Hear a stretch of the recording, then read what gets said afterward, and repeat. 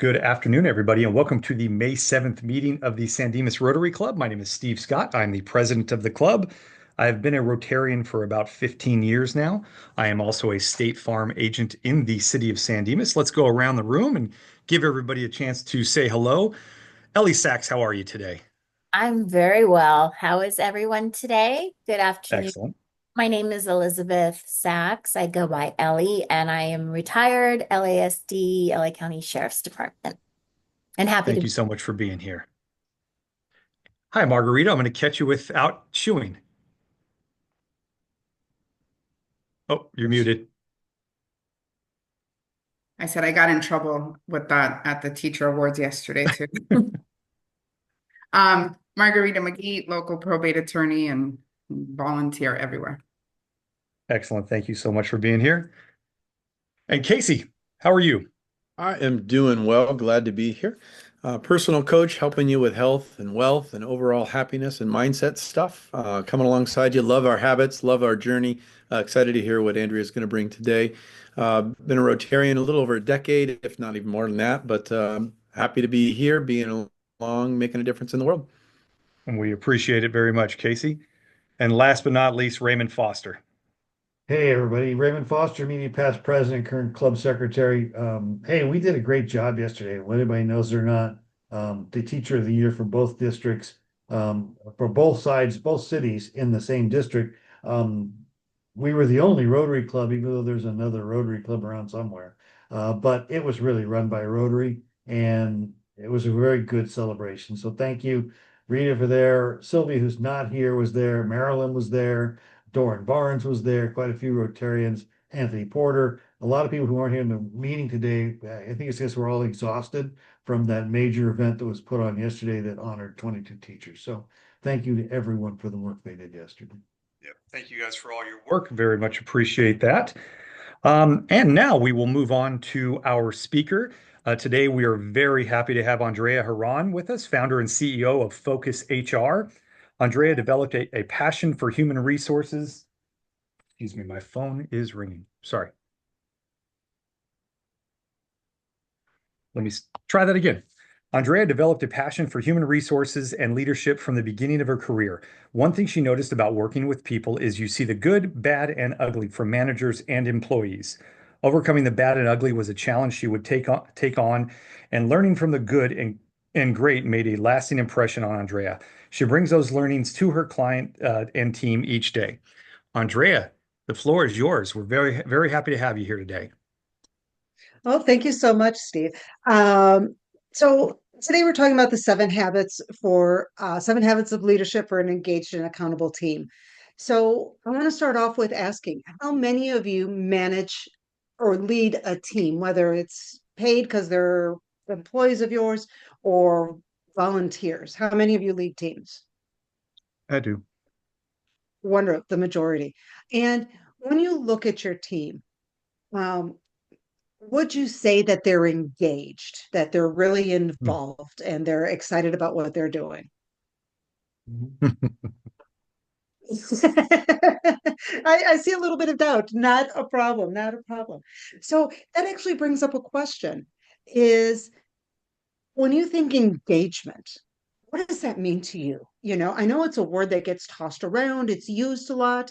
And I'm going to give you a warning. I like things to be participatory. So please feel free to unmute yourself and jump right in, ask questions or anything else. So when you hear the word engagement, what kind of things come to mind? What does that mean to you? I think I think somebody's engaged when they have ownership in it and they're pointing out what's right and what's wrong. And they feel like that they have that much ownership in it that they're going to give corrective advice as well as try to make improvement. Great definition. Does anybody else want to add to that? I guess someone that's always ready to go, whether it's doing, I don't want to say doing what's told, but knows what to do, takes notes, and is actively participating in whatever the situation is. Wonderful. Sorry, Andrea, I wasn't listening. What was the question? Just giving the opposite example of the lack of engagement. Distracted. And people are like, huh? Oh, you're talking to me? We know the opposite very, very well. Absolutely. And I'm going to bring it down to like the dictionary definition, because all of you have given examples. And basically what it means is that for a person to be engaged in their work, again, whether it's a job that pays or volunteering, is that they have an emotional commitment to what they're working on, because that emotional commitment is what allows them to share what they see as working right, maybe what's not. Sharing that allows them to um, take that step forward, not wait. The word for it is totally escaping me right now. It went in and went straight back out of my brain.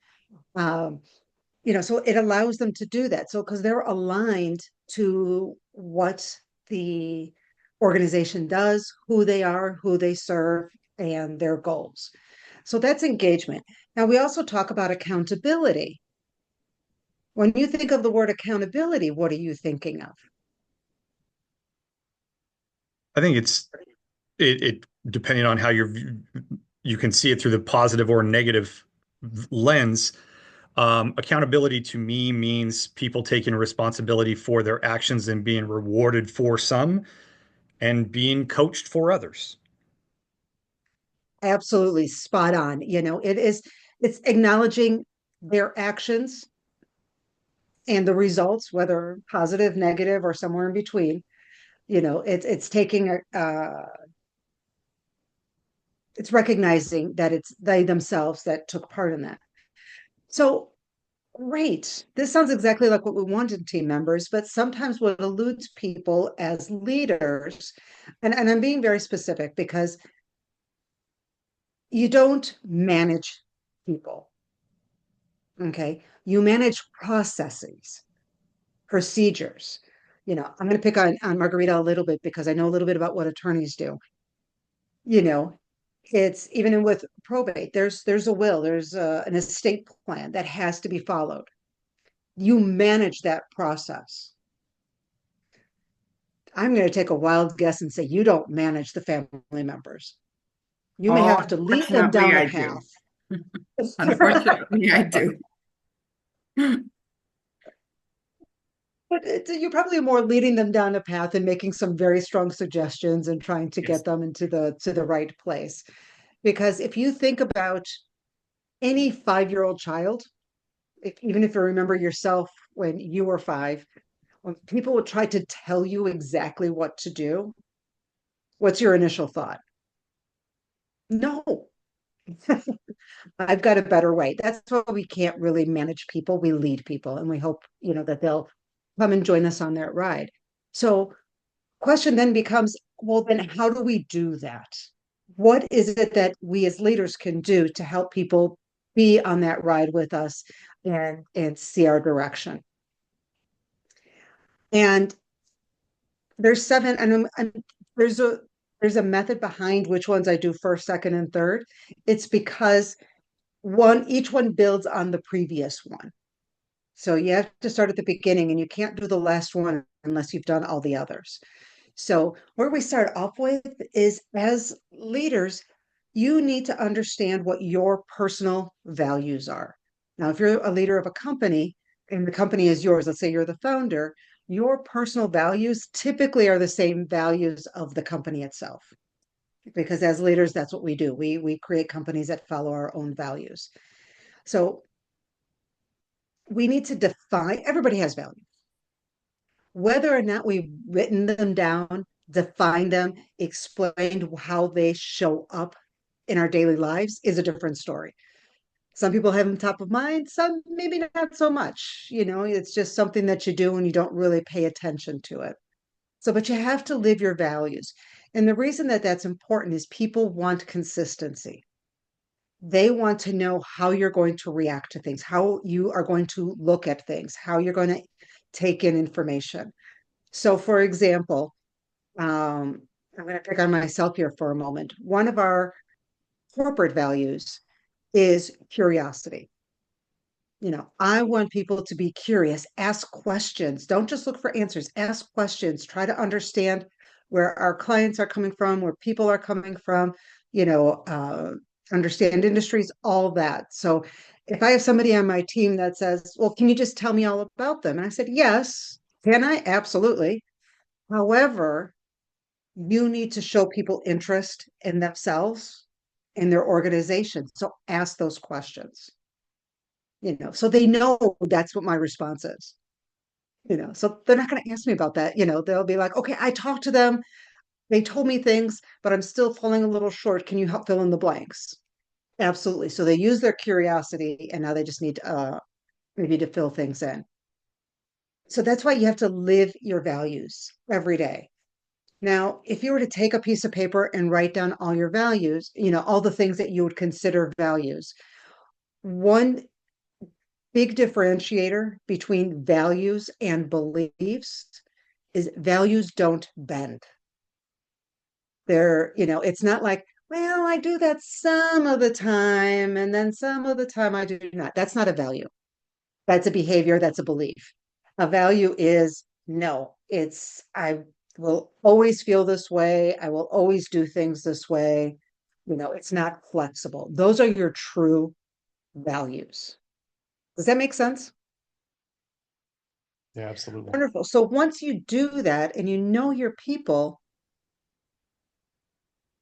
once you do that, then you have to go and get to know your people because you can't lead people if you don't know who they are. And I'm talking beyond um, that Ellie is retired or that Casey is a coach or that Margarita is an attorney. We can all, generalities, we know what that means. But it's get to know them. What do they do when they're not with you? So if it's working with volunteers or the other Rotarians, it's what do they do when they're not working? What do they do when they're working? What other activities do they participate in?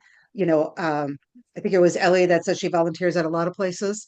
What are those other places that she volunteers? What is her interest? What is it that she is looking to give back to the community? Get to know them because I don't know if you've heard of Gallup, the Gallup organization. Most of us think of them as like the TV people and stuff like that.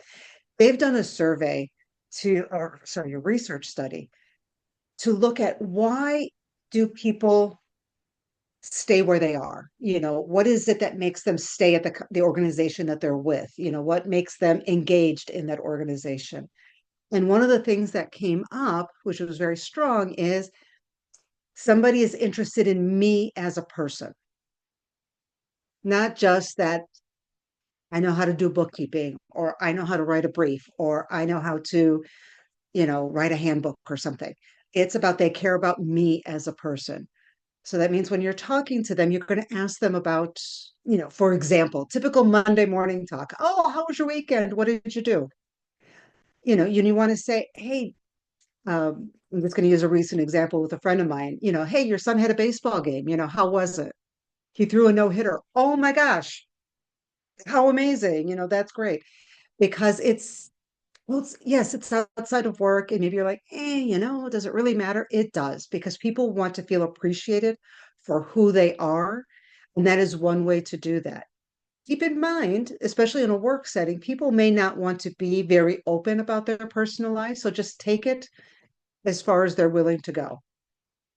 It's don't push because that can feel a little, especially if they're a little bit more on the shy or timid or introverted side.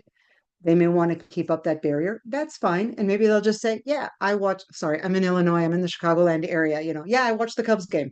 Or, I like the draft picks for the Bears, whatever the case is. They may seem more superficial, but still show an interest in that. People will only share as much as that they're comfortable with. Because once you live your values and you get to know your team, what this is doing is our third habit, which is creating trust. They need to know that you are looking out for them, for the organization, and doing things in their best interest or in the company's best interest, or in the client, consultant, client, patient um, best interest. Because, when we say trust, can I tell you something? There's actually two kinds of trust. One of them you don't want. One is negative trust. And what I mean by that is, um, oh, don't give it to Fred because you know he will just screw it up or he'll drop the ball. He won't do anything about it. Give it to Barney. Barney, we trust to do the right things. So you want to make sure that you avoid that negative trust because people aren't going to come to you. They're not going to want to follow you. They need, as I said before, they need that predictability. They need to understand where you are, where you're coming from, and how you view things. So you want to make sure you build that positive trust. Okay, because your team needs to know that you're going to be doing the right things. From there, can I tell you, this is one of my favorite habits, is to focus on people's strengths. Everybody's job. I don't care what you do.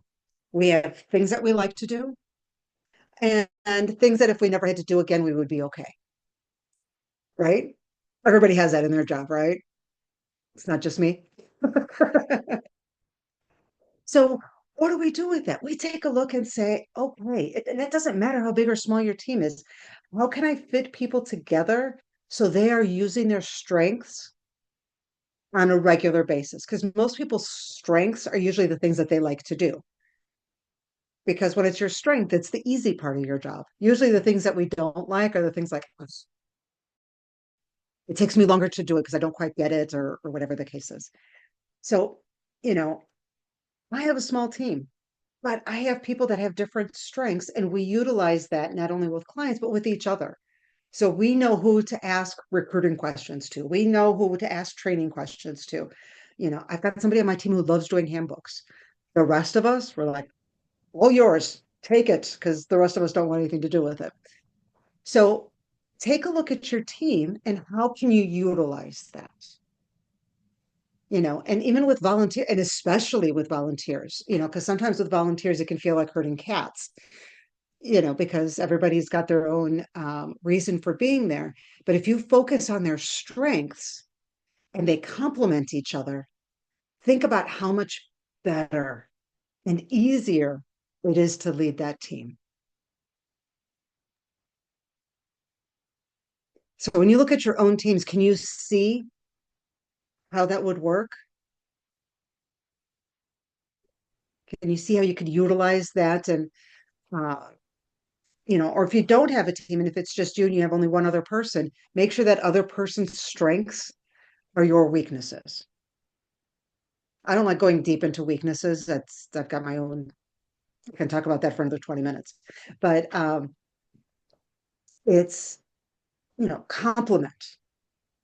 So if you're hiring another employee, don't make sure it's not a carbon copy of you because now you got two people that have strengths in one area and the same weaknesses. You want it to complement each other. And that's how you start building up your team to really work together and being able to handle different things, but everything greatly. Because if something is somebody's weakness, the best you can do is get them to what I call competent. It's enough that they don't harm the business, harm yourself, harm your volunteering efforts, but they're never going to be great at it. It's not, it's human nature. So if you take people's strengths, having them work together, that's just more powerful as an organization. Okay. Now, this next one, I find sometimes is the hardest one for people to manage or to do. And that is set expectations. The reason it gets difficult is we all want to be nice. We want people to like us. We want people to be happy with what they're doing. And sometimes we feel that if we have to keep telling people what is expected of them or reminding them if they're falling short, that it can be a little bit adversarial. And it shouldn't be the case. So if you upfront set expectations, and I find this is very powerful in a volunteer organization as well. I'm a mom of an Eagle Scout, so I've been with Cub Scouts and Boy Scouts, for many years. And I actually found this to be beneficial. We would start off each school year talking about expectations. Okay. Parents, we're not a babysitting club. We need you here. You need to partake. We need everybody to volunteer. So we found that later on, it was easy to follow up with people. And what I really want you to focus on when it comes to expectations, besides being clear, people want to know if what they're doing not only meets your expectations, but what leads them to success. They're not going to know that if you don't tell them what that is. For example, Steve, I'm going to pick on you because you're an insurance guy, because I know all insurance practices do this. You probably have somebody in your office who has to do the cold calls, calling out to maybe new people that have moved into the neighborhood, or, to say, hey, do you have insurance? We'd love to service you, things like that. But if you don't tell that person pardon the phrase, how many dials they need to do every day, they may be like, hey, I called one person, I'm doing great. Where in your mind, you're like, oof, no, I need you to do like 15 to 20 a day. But if you don't set those expectations, they're not going to know what success looks like. And once they know, then it's easy to follow up and say, hey, I see you're not meeting the expectations. What's getting in the way? Let's have a conversation. What's working? What's not working? But you can't have those conversations if people don't know what success looks like. I think that also, without setting the expectations, you have to realize some people aren't as self-motivated or goal-oriented as others. And so without setting those expectations for you as a boss, you can't rely on them to go, well, they're going to just do it because that's what they should do. Right. You have to define that for most people. Absolutely. And I'll use a common example that I hear. It's like, oh, but I hired a bookkeeper. They've done it before, so they know what to do. Hmm. Because bookkeeping, in most people's mind is it's okay. You go into QuickBooks, send out an invoice, receive the money. But each leader, manager, owner uses bookkeepers differently. Like I have a client, she's like, I know it's ridiculous. I like to see all the checks when they come in. Then they can go to the bookkeeper to process and deposit. Because for her, it just gives her peace of mind of what's coming in. Now, if you don't tell your bookkeeper that, they're just going to see the checks, process it, and do it. And then the owner's going to be like, well, I don't know what's coming in. Is money coming in? How do I know who's paying, who's not? So you have to set the expectations so they know. And I've kind of gone into the next habit already by talking about providing feedback. And feedback could be, we're not meeting the expectations. How do we get there? We have a tendency to focus on that kind of feedback because we see what is coming up short.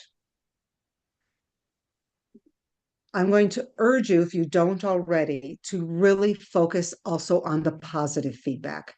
What is working? What are they doing well? I feel like in general, we are bad at recognizing or celebrating successes when things go well, whether it's a pat on the back, um, a great job, thank you for handling that difficult situation. So spend time, recognizing positive things that people are doing. Easy to fall into the negative. It's unfortunately human nature likes to go negative before it goes positive. So you have to be a little bit more conscientious to focus on the positive. I know I have to remind myself several times a day. It's like, no, just say thank you to people. Just a simple thank you. I appreciate you. I see you. That will keep people going. A word of warning, like some people like to say, oh, I'll recognize them in front of everybody. So everybody knows. That may work with somebody who's very extroverted and likes the attention. But if you have somebody on your team who's more introverted and shy, that will have the opposite effect. So make sure, like I said before, you know your team and you know if they will appreciate it or not.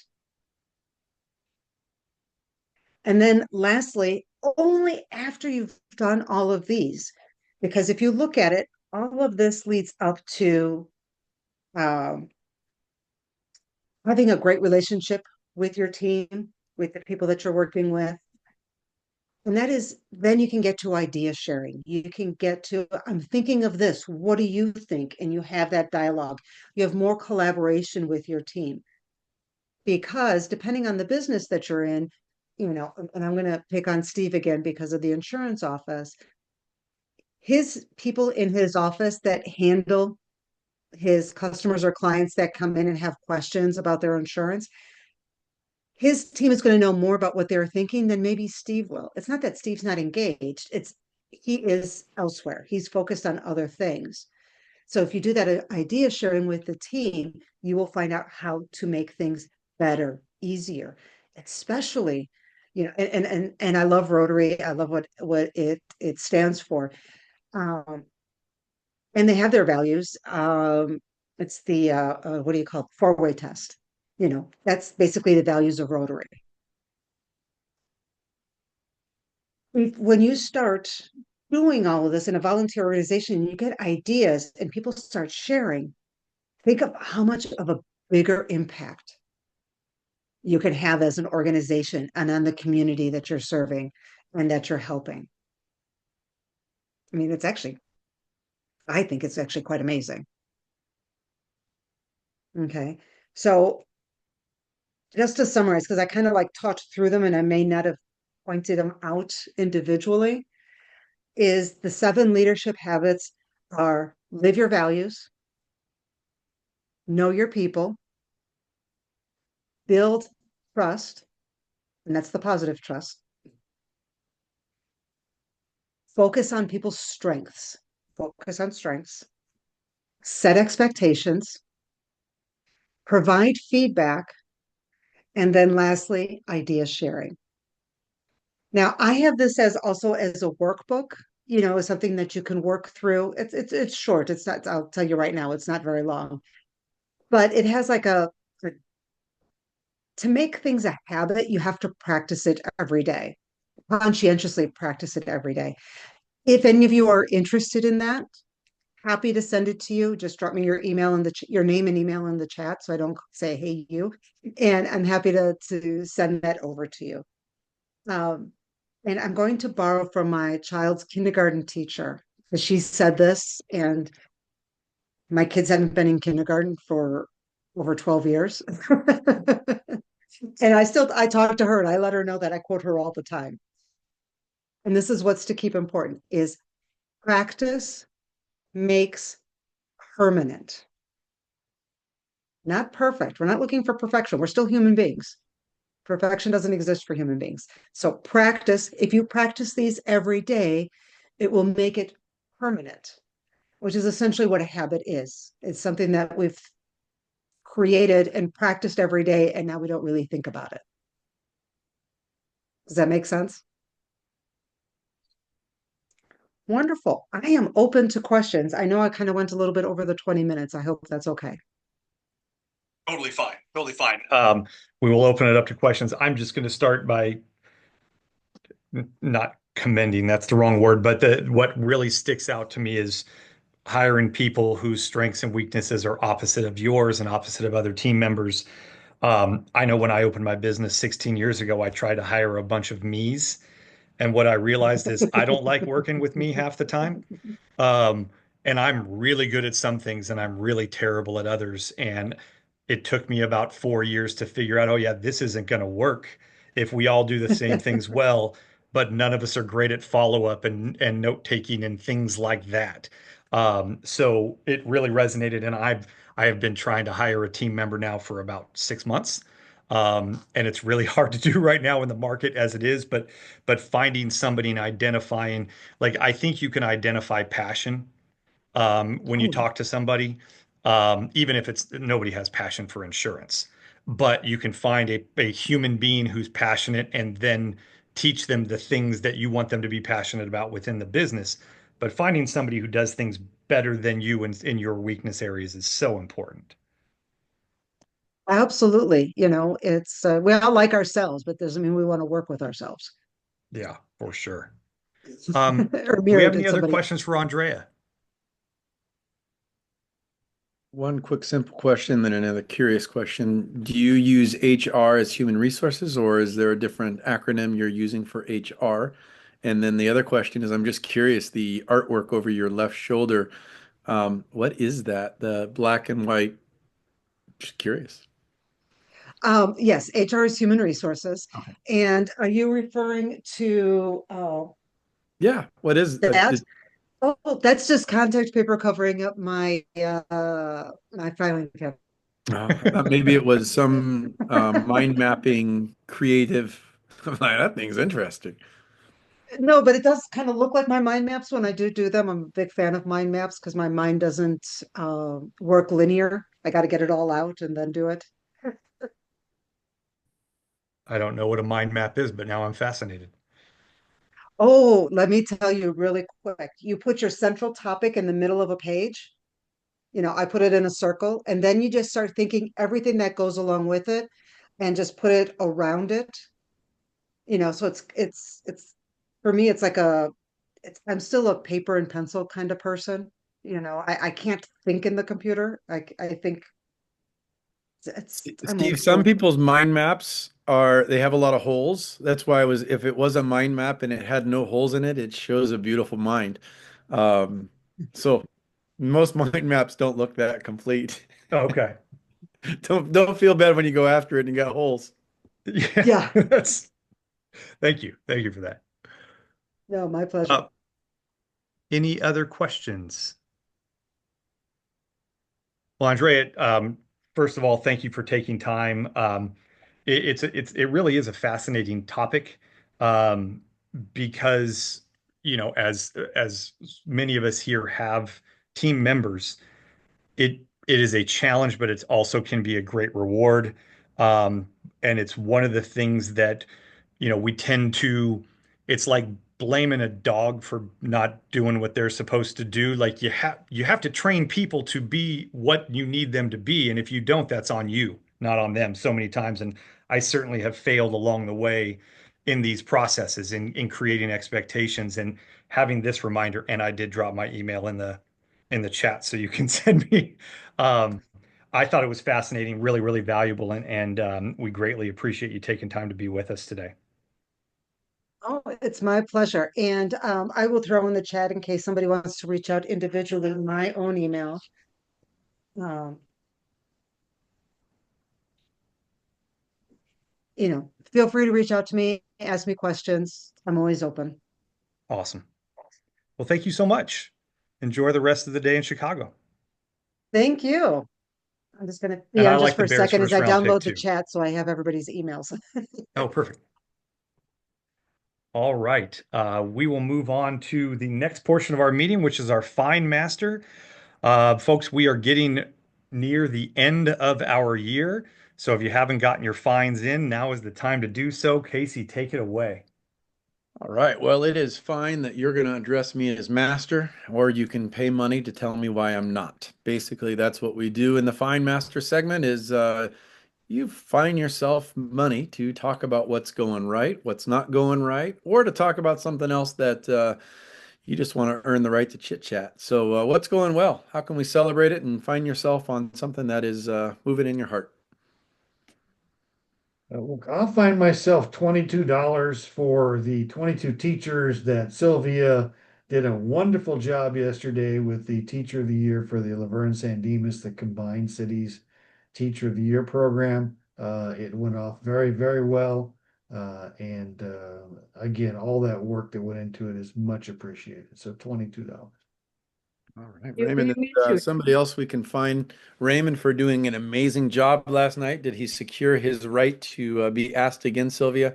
Absolutely. He beat me to it. He did an amazing job as always. So thank you so much, Raymond, and everybody that supported that event. It was a huge success. Thank you so much. Wonderful. Any other Excellent. finds today? Yeah, I'm going to find myself $10 because I can't be here next Wednesday for a board meeting. It'll be the first board meeting in 2 years I've missed as president. So my apologies, and that deserves a fine. we can waive that fine and just add another year after Mike, Steve. It's Nope. okay. It's Nope, okay. nope, It's nope. okay. We'll waive that fine for Raymond, you. Raymond, come pick up the money right Don't think now. twice about it, buddy. Sounds like somebody has short timer's disease. That's what I think. But all right. Senioritis. Yes, that's right. It's not your problem anymore, is it? Going once, going twice. Any other fines today?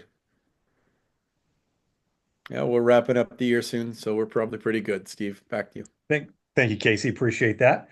Action 360, Raymond, any updates, anything new on the food drive?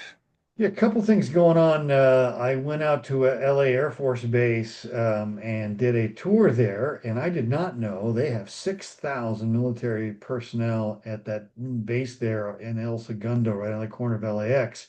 It is part of, it's all Space Force, and there's a couple of commands there. One is cyber warfare, and their motto is beat China in 26, so I don't know what's going on. The other is they have a command there that manages all the launch pads. Cape Canaveral and Vandenberg are the two that we talked about. And then finally, all the procurement they do. So they're very heavy on officers. But they had a food drive out there. They got $1,000 donation, bought food at Costco, made up packages, set aside 5 hours, and the food was gone in 40 minutes. So there is a great need there for reasons that are very different. You know, because of housing, food, they tend to live in a food desert in El Segundo. They can't make choices that they'd like to make because of income, whereas they literally are in a food desert out at 29 Palms. So it's different problems.